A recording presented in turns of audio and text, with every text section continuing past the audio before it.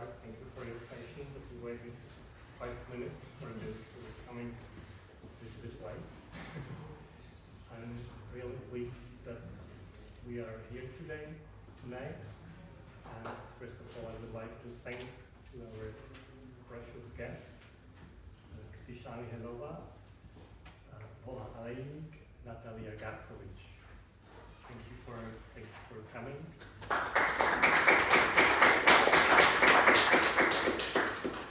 Before we start, I would like to ask, well, I would have a question, is how many of you do not understand Czech language spoken? There are some people who do not understand Czech. Only one? Really? Kto nie rozumie? So I think the master of the house can speak in Czech and mówi, pane řediteli, to bylo lepší.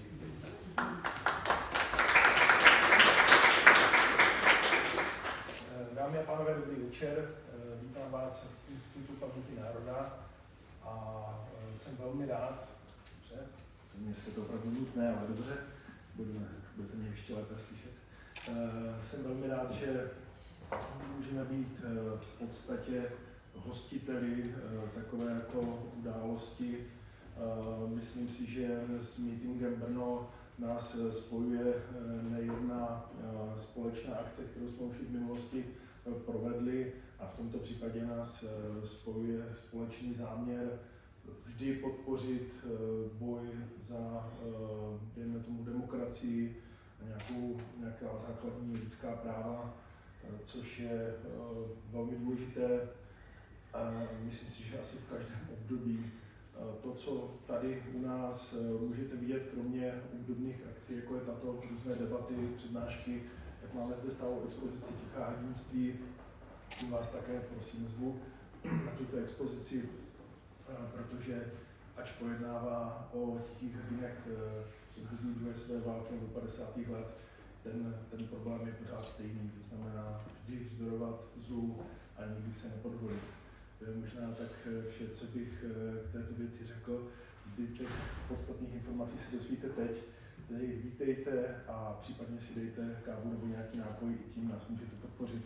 Takže děkuju a ať se vše dobře vydaří. A pak ještě, ale to možná řekne i tady kolega David, že je potřeba také se zastavit i zítra. Takže to už předávám slovo. Thank you so much to my colleague David. I would start in the beginning with an insight to the story, how it happened that we are here tonight, because there is a story behind. Then I would just mention what we know as normal Czech or present people about Belarus, and we don't know much things, so I'd just like to give such an impression. And then I would simply ask our guests to share with us what is most important from them tonight to share. And it's going to be, let's say, something broader, all political, and there are going to be very personal things, very personal testimonies. So let's pay tribute to those maybe not present physically this time. I think I personally first time met someone from Belarus, and it was our guest for tomorrow, introduction of his book, Dmitry Strasev. It was at the Meeting Rimini Festival in 1215. It was a very strong encounter. We spoke Belarusian and Czech, and we understand each other. It was really fine. And Dmitry then invited me 1218 to Minsk, because maybe you know it, maybe not, but in Minsk there was in those times, before 2020, a sort of meeting Minsk called Pamierza Festival Pamierza. It was really a deep experience for me to meet people there, because it was not so much public and not so much maybe safe to be there together. 3 days also with friends from Ukraine and from Moscow, I remember. And that's why I was really touched and proud when my friends wrote me 6 months ago a mail asking me to help them to organize Meeting Brno, this exhibition of portraits. So I would like at this moment to thank to all my colleagues from Meeting Brno Festival who prepared this evening, from the organizational part and from the technical part, let's say, too. I think in this period, even after the Ukraine is under Russian aggression, it's so useful, it's so important to speak about situation in Belarus. And we don't know much about Belarus. Maybe what is publicly known that this year it's 30 years of Lukashenko's government. He started in 1994. We know there was an election in 2020, let's say election with question mark. There was sort of public opposition, big demonstrations with huge violence against people who were ready to risk their presence in streets and squares in Minsk and other cities. And from last month, what is maybe publicly known is that fact that political prisoners, who are like 1,050, 1,500, 1,700, we don't know exactly. There is let's say, an improvement or a new method of government, how to handle with them. Now many of them are sort of disappeared. We don't know if they are still alive. There is no contact among them and their families. So it's really something hard. These are things we are like aware, at least in our country, as you can see, not many things. So let's dedicate these minutes to deepen a little bit our knowledge about Belarus, about the courage of Belarusian people, and also let's have a look how it's possible to leave this situation and how it's possible to sort of realize a desire to remain in contact with people who are not physically with us, who are in prison.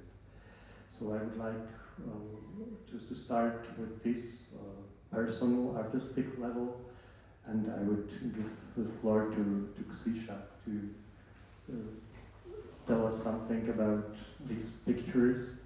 When I entered this house tonight, and I saw all these faces, Ksisha, I remembered a quotation from the New Testament, from the letter to Hebrews, in the beginning of 12th chapter, and there is written, "Therefore, since we are surrounded by so great a cloud of witnesses, such a great cloud of witnesses, let us rid ourselves of every burden and sin that cling to us, and persevere in running that race that lies before us." So this was something that came into my mind, but what is on your mind when you paint these faces, and tell us how it all started? What was the point? Hello, dear friends. First of all, I just want to excuse me for my English. I will read because I mistook some in all languages some words, and it's and also in English. I would like to start by saying a huge thanks to those who have to your institute who sheltered us with our project Belarusian Martyrology. Such a nice place which was created with the understanding that memory must be preserved as well as freedom. So it connects us, Czech people and Belarusian people, because we we, with this project, you know, in our country now we have mountain repressions. It's worse and worse every day. And with this project, I have to name all these people. I retain their names and faces, which disappearing, as David said. That so I started with. I would like to quote Simona Weil, a famous philosopher and theologian who elevated attention to the scale of a miracle. She believed that every action begins with attention. She said, attention is the rarest and purest form of generosity. Attention taken to its highest degree is the same thing as prayer. So for me, it's some kind of praying for these people, because I have no opportunity to do it was something else with my life. I can't stay with nothing with. So I started to name all of them. The attention is very important because all we can do is to give the fact of this lawlessness, cruelty in our country. I know also that I heard today from Sergei Skripnichenko that Brno is the center of many courts. So I will tell you about the situation in Belarus with jurisprudence, a terrible sentence that breaks all notions of the law as a solution to justice is Article 411, which has been applied since last year. When a person is reconvicted and does not get out of prison within the prescribed period of time, and the convicted person is sentenced to imprisonment. How does it look like? The judge looks like this respect or disobedience to the prison administration. That is, in reality, he looked the wrong way, turned away at the wrong time, did not fasten a button, so you stay at prison for 1 more year, and it's unbelievable that we have today. As I learned from Radio Svoboda, journalist Oleg Rusdilovich,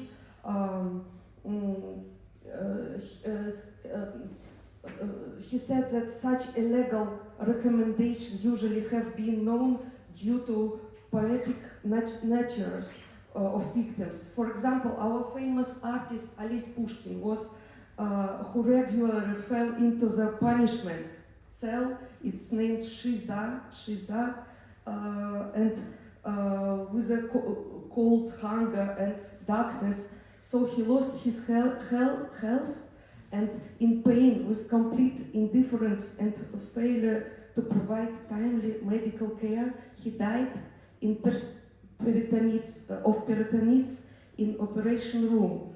We have number of people who died with tortures and with such a cruel way. So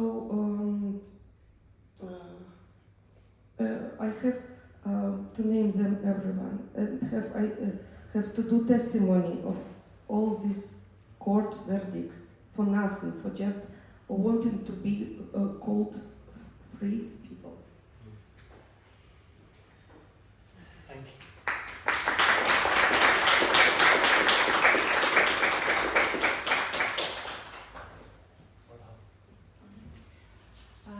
I would like, in my turn, also to thank our partners in Brno, the Institute, the meeting Brno and Institute of National Memory.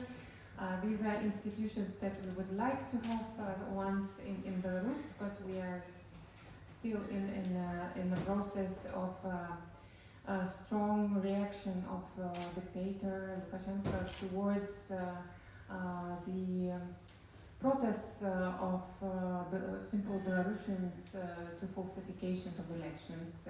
We don't have elections since many years. I think it's 1998 was the more or less probably the first election where Lukashenko was elected was it can be called elections. All other years, what we had is just a campaign of naming new people to the parliament or the local councils, or naming Lukashenko again the president. So nothing.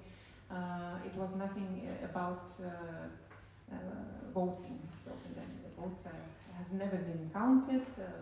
Attendance have never been known, and for me, I was born in last generation of Soviet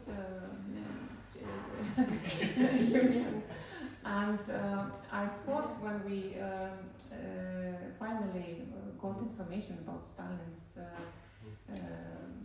repressions and the situation that the country was living in, and I thought it was over. So the new reality, but growing up, I understood that many things are so deeply penetrated into the life of the society, and nothing has changed.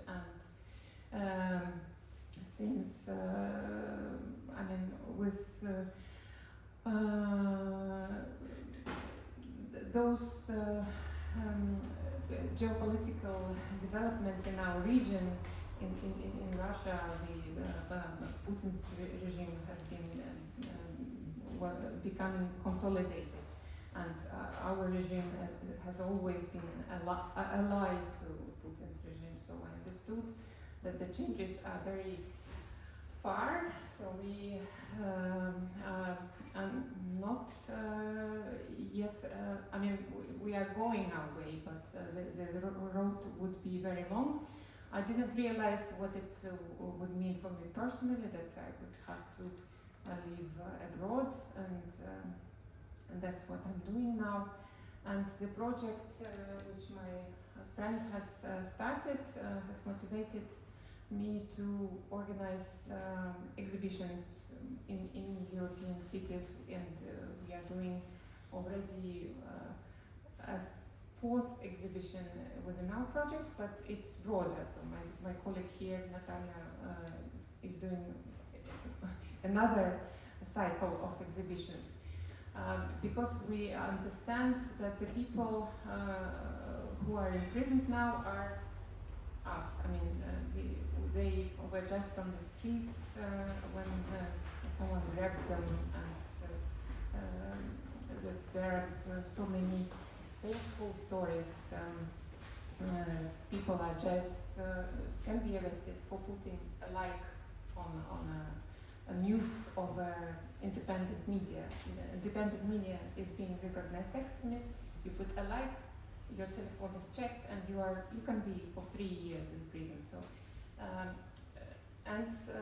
this situation is far from European society. So we wanted to tell that Belarus is fighting.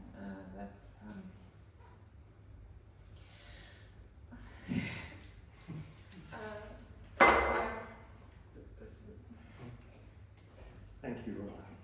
Thank you so much.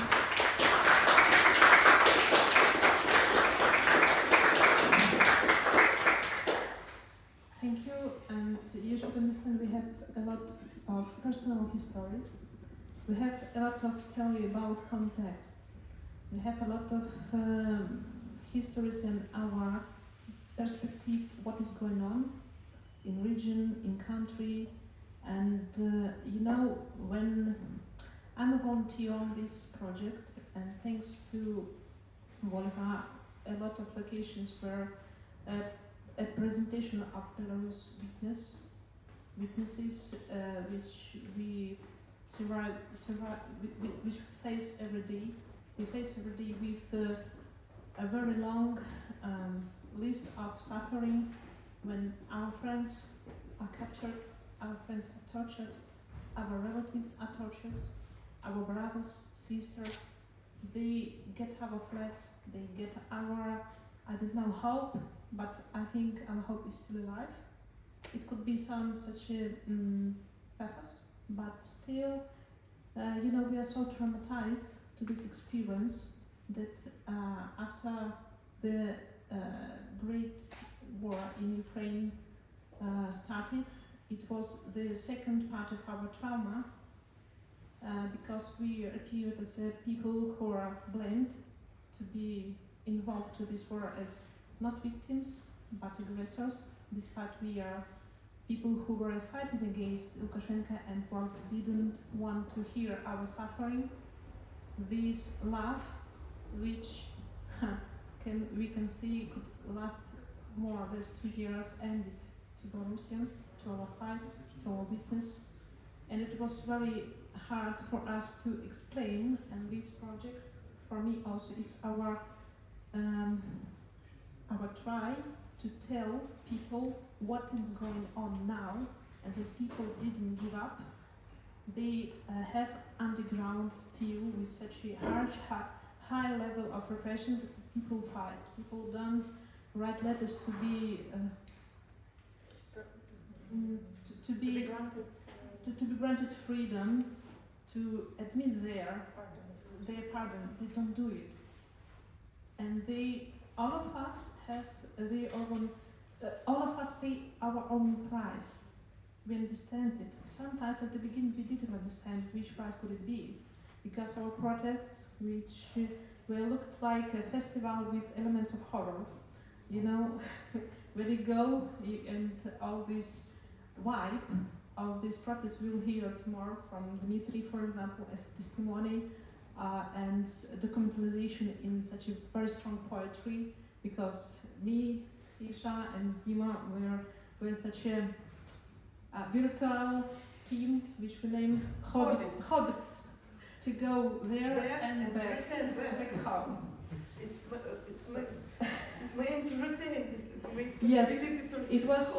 We took part in a lot of protest action because it was such a. You should understand, because one very important thing I should mention: we have no right to compare two pains: pain of Ukrainians and pain of Belarusians.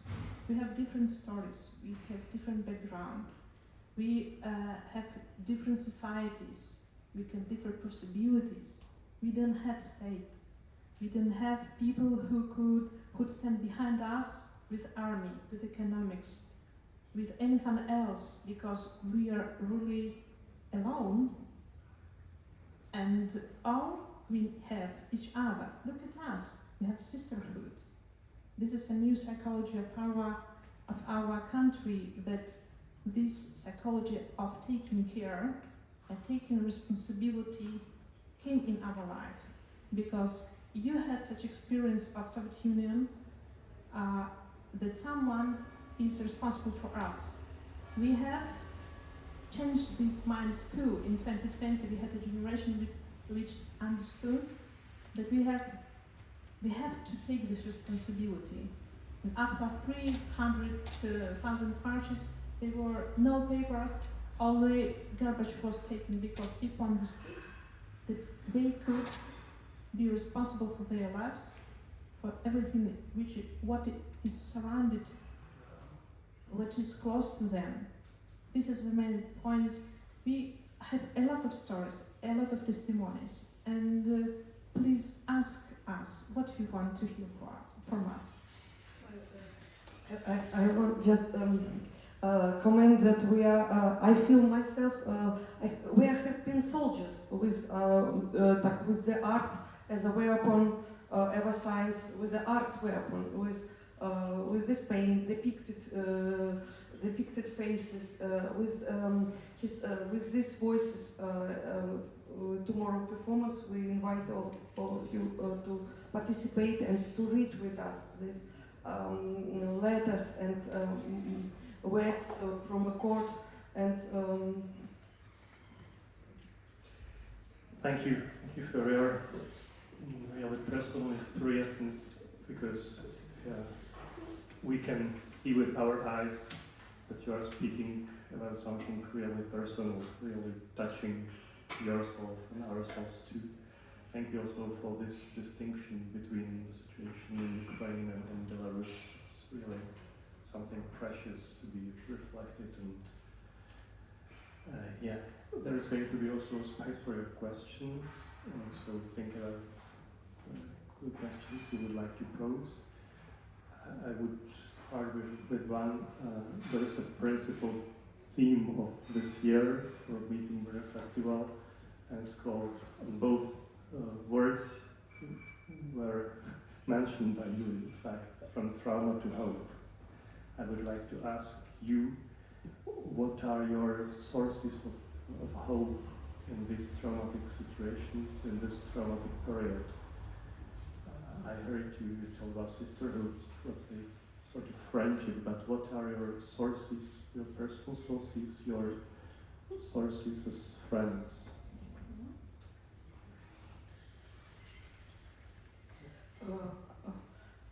The first thing I catch in my head is solidarity. Maybe my sisters have something else, but solidarity, and maybe I find myself sheltered in Poland just several months before the war starting, before the Russian attack on Ukraine we had. And I became a volunteer now I have a family members from Ukraine. My dog sheltered from Kryvyi Rih, my cat, and we live together. My son and daughter, and also these pets. And I want just. We have been not noticed by Ukrainian people in our 2020, but we have said that it's one narrative story with our protest, and that war started several years later. So and yes, solidarity. Now we asking only for, we want to be hearing, listening, and to be just like Simona Weil said. We started with attention, so do something with your attention, like Alpha. And Alpha as the beginning. As the beginning. Speaking about inspiration, it's a very difficult question, because we have a lot of moments to give up, me personally. It's very difficult to continue because of facing this trauma very often. I'm a believer. My strength derives from God, from Christ, from friendship, and when I remember that people who are in Belarus don't have any other hope as us, I have no right, as Svetlana Tikhanovskaya always says, we don't have right to stop because I have family there. I don't want them to be forever in this big concentration camp, because I want my nephews to be free, to be happy. They're happy in their children, but they will rise. And we don't have right to, what will we say to our children? I was busy, I was afraid, abroad, be in safety, not to do anything. It's very difficult for me personally to have a measure, not too deep in this catastrophic depression because of everything is going on, and to be able to do anything because we, each of us, can do small things, and it makes sense, and it gives strength when we see people who receive this help. When we understand that because of our action, this or that person received a parcel, this or that person was released, these cases could happen. Because for me, it's you should understand that for many people from Belarus, Belarusian people became a family first time in their history. For us, this is our family. We were so happy to see each other in 2020. We cannot forget it because they're still our family. Yes, I will add I agree with my friends, but I also think that we are fighting one fight, all of you present here.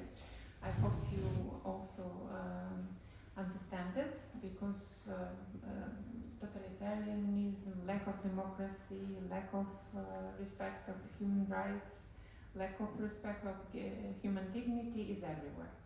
And it's a task of everyone is to do a contribution to make the people who want to use us, to make their life difficult, to be together, to create more space for freedom. And that is what motivates me in this project and in my work. And I hope also now we can have new ideas how we can support. We hope very much to be able to come to meeting in Brno in June, and I mean we have to work. And it needs to keep our attention of all these people because of Belarusian dictatorship really is a perfect continuator of the best traditions of NKVD. I come from the family of repressed enemies of the people and Polish spies, who were executed by Stalin's regime in 1937. It was my grandfather. So being dissident is in my blood because of it lies in the core of my head of who I am and what I do. So one day we will declared as extremist. I hope so. And it's a question of time. So it's difficult, painful, and witnessing always involves sacrifice being in the middle of the event. We have run away when we listen something terrible, and we said okay in several minutes, and I have to go sorry and so on, because your pain is my pain. It's like something communication. Yeah. So thank you once more again of your attention today, for being with us, and for your pure attention. Thank you. Look at that, such a simple thing.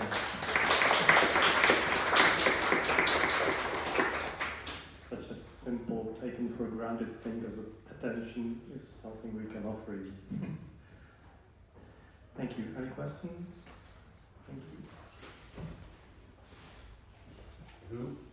Thank you very much. Thank you for coming over here and sharing this, basically your experiences with us. I really appreciate it. And I would like to ask one question, or maybe several questions regarding one specific group in Belarusian society, which is the military. I'm not sure if you are basically familiar with the actual soldiers, conscripts, or officers, but I would like to ask you what are their opinions about the regime, either the conscripts or the professional soldiers? And second, in your opinion or maybe your experience, what would the military of Belarus do if they would be ordered to, for example, invade any other country together with Russia, or to defend the country against an attack from outside? Thank you.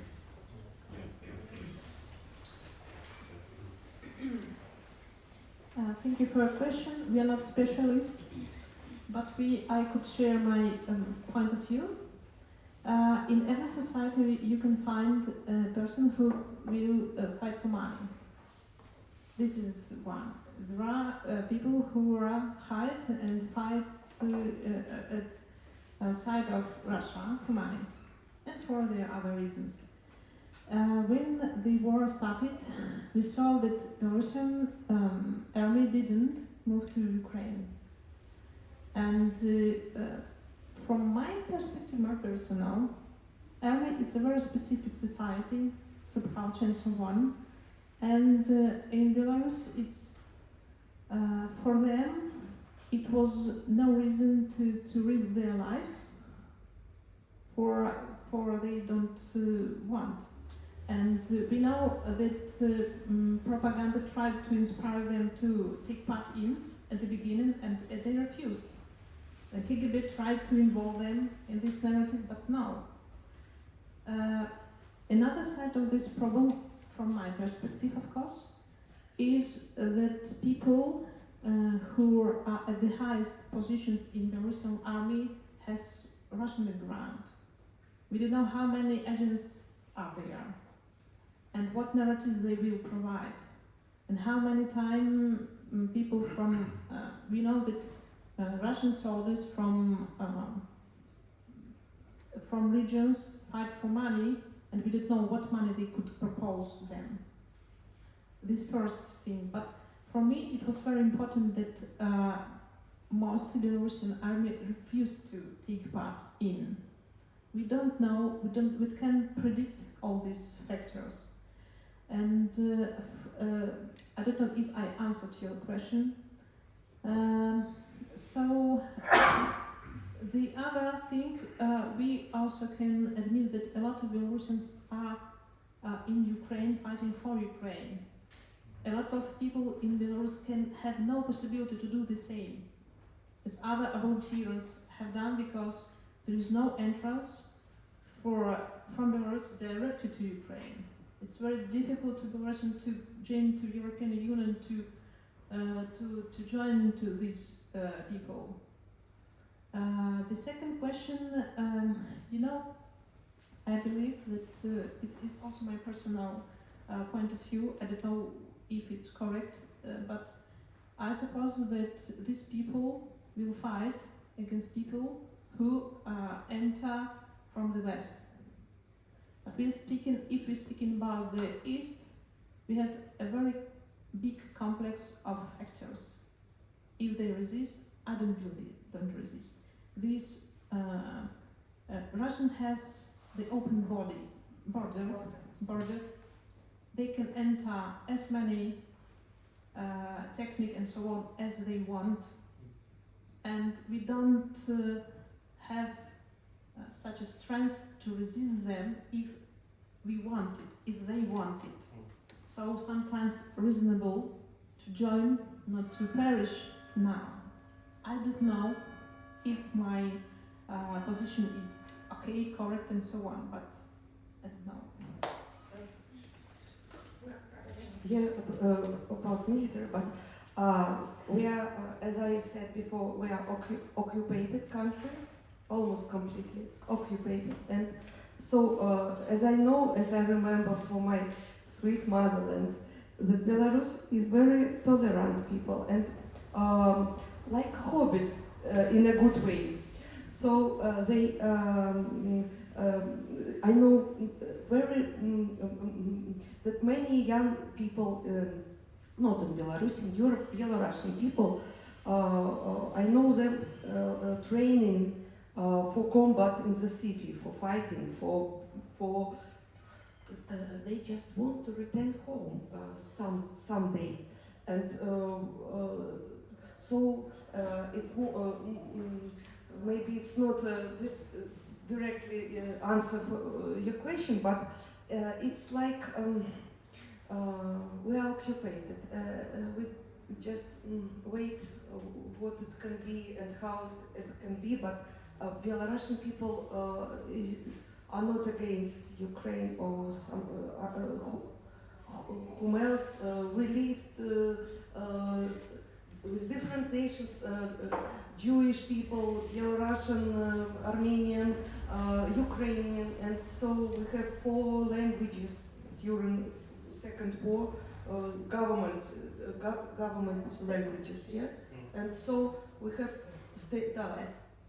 Yes, state language. Just to add to your question, there are two factors also to take into account. One is there are pro-independence people in the military, and we hope that they will keep strong.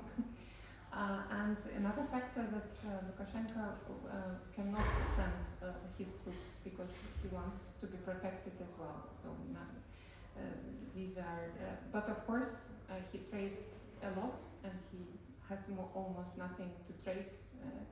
So it's a dangerous situation. But hopefully the people in the Belarusian army will have their say and will be able to keep strong opinion on not becoming war criminals.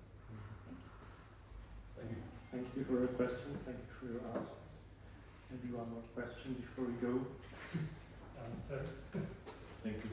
Maybe I can also question, but I'm not sure if I can explain it exactly. But what do you think, I hope in the nearest future, could be something like a breaking point for the society? Because if I'm thinking about your situation of your nation, and I think we can compare, not exactly, also with the situation in our country before 1989.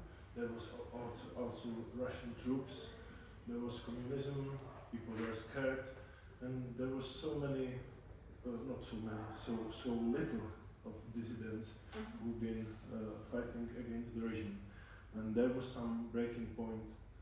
Unfortunately, I think it wasn't a fight for democracy or something. People want to more consume, for example. In my opinion, for example, they want to have same things as the Western people have, things like that. And I think that was a quite important moment in the society. They weren't satisfied with the economical situation. And of course, at the other hand, they of course wanted to have freedom and democracy, even if they didn't know at the time what does it really mean, I think. So, but yeah, there was some point, some students being beaten during the demonstration, and that was the breaking point. But you got the similar situation in your country. But what could be such a breaking point now, maybe in the nearest future?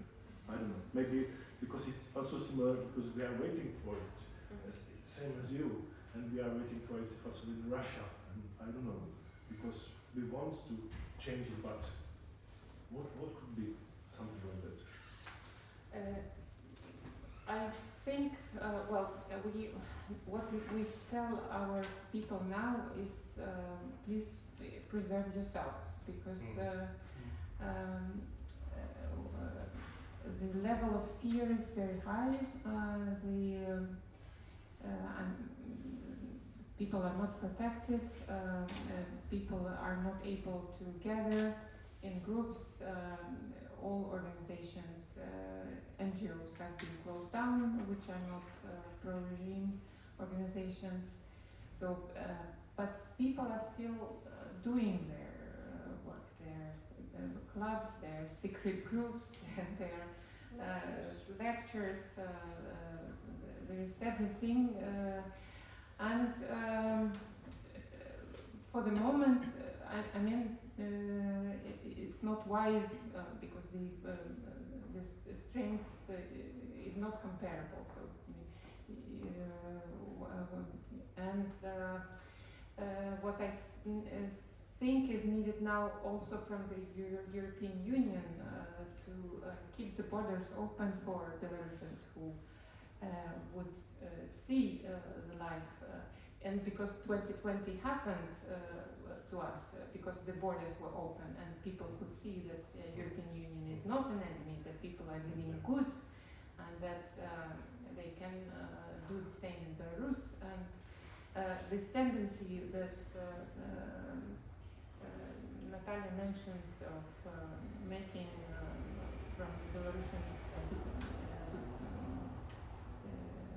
people to blame for many things is not one, because it plays in hands of Putin, who wants the borders to be closed, really, and for people to have more here and not to speak. And that's why I encourage you as well to try to invite Belarusians through trusted organizations to come and talk or do whatever good things you can imagine. And the breaking point could be, I mean, we cannot think of, I mean, there has to be some consensus within our society that finally the pro-Lukashenko group will understand that it's not, that they are losing while supporting things. It's not выгодно. Невыгодно. So when it starts to be not profitable for them, and then there will be some consensus and some ground for a new way of protests and changes, and that's what I think.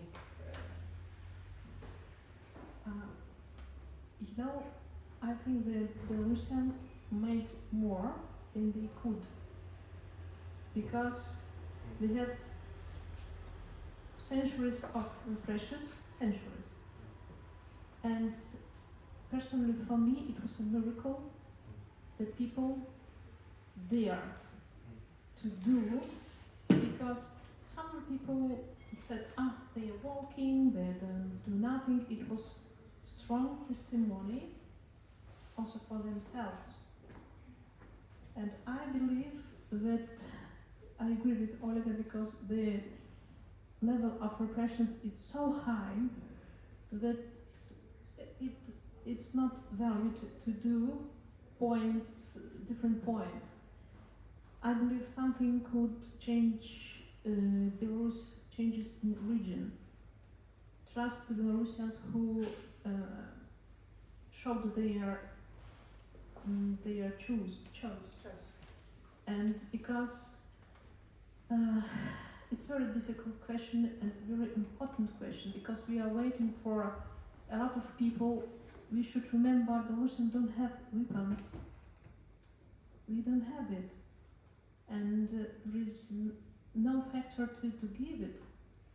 And when we see at brave Ukrainians, we understand that they have something behind their back. We don't have.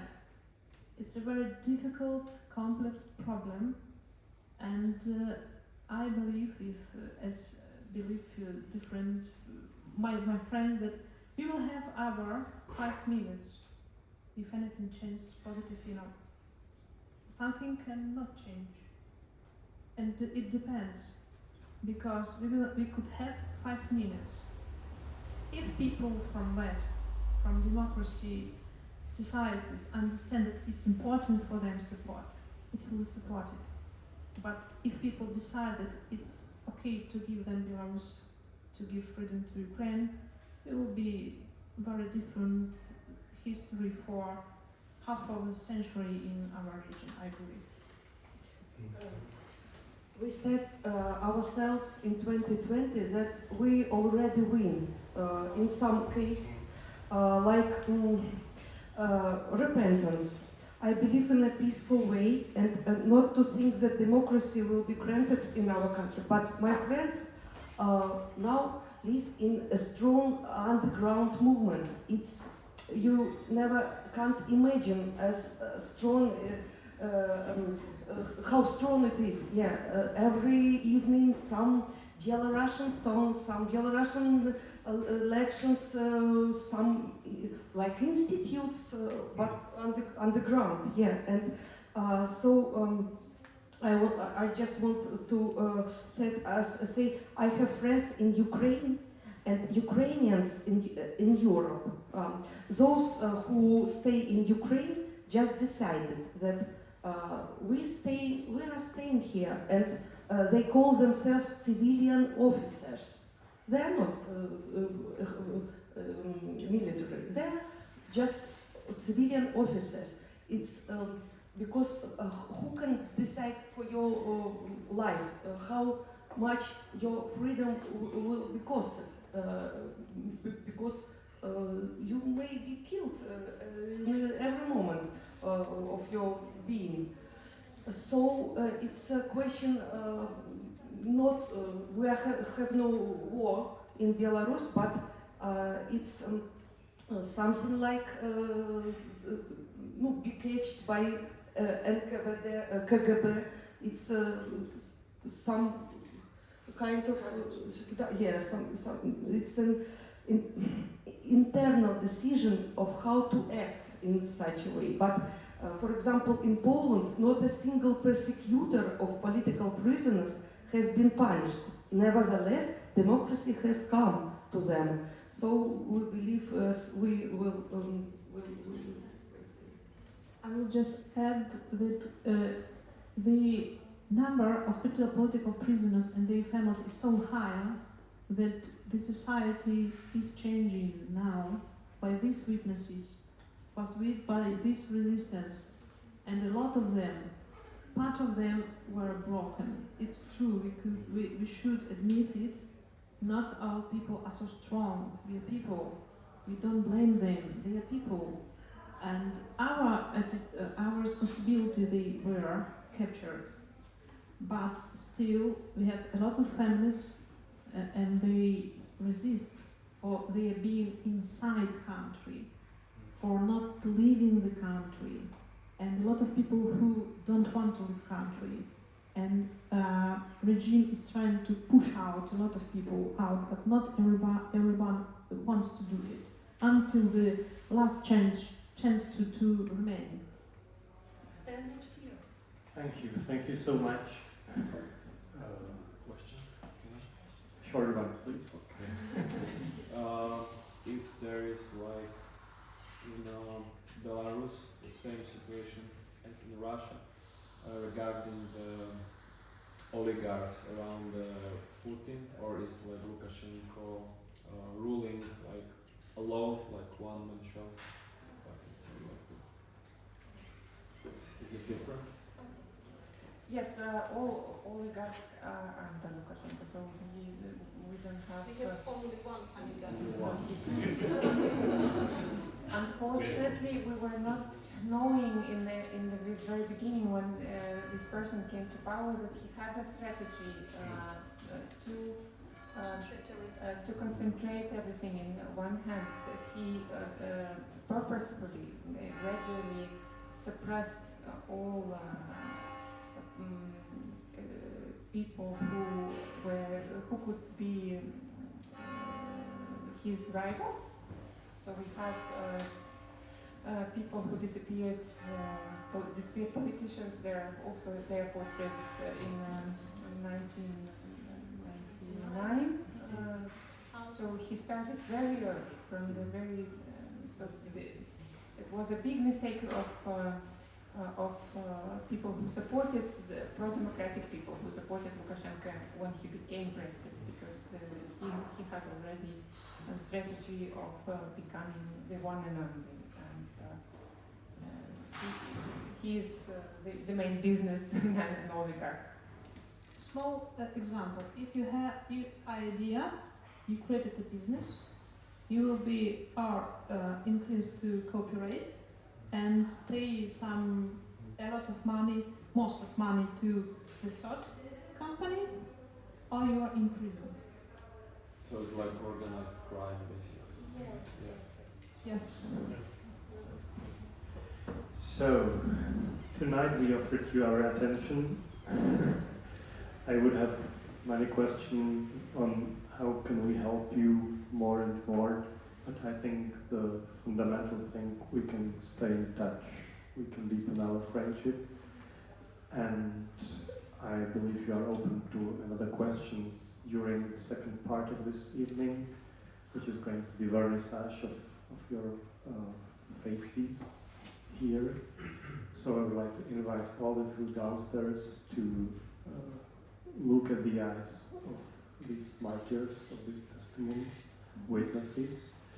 Thank you for your testimony. Thank you for you being witnesses for us. It's a really precious way how you can help, and you are helping your brothers and sisters and our brothers and sisters in Belarus in prisons. You would like something? Just a point of attention. Please fill in the evaluation forms that we've prepared. It's very important, and also a way of feedback from you.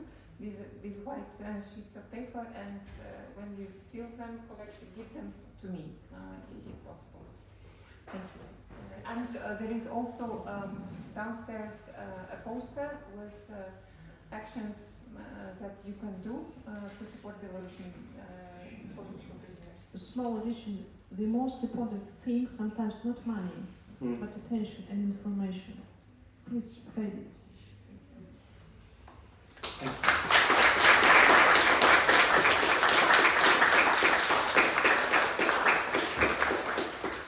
And as David told us, the cafe is open too, so some refreshment. And tomorrow we will start at 7 o'clock again with Dima Strotsev. If there is one of you who didn't met Dima Strotsev, please come. It's really strong man, strong artist, really great personality with huge impact. You will get really involved, I promise. So see you now downstairs and tomorrow night again here. Thanks a lot. Tell about it. Your friends.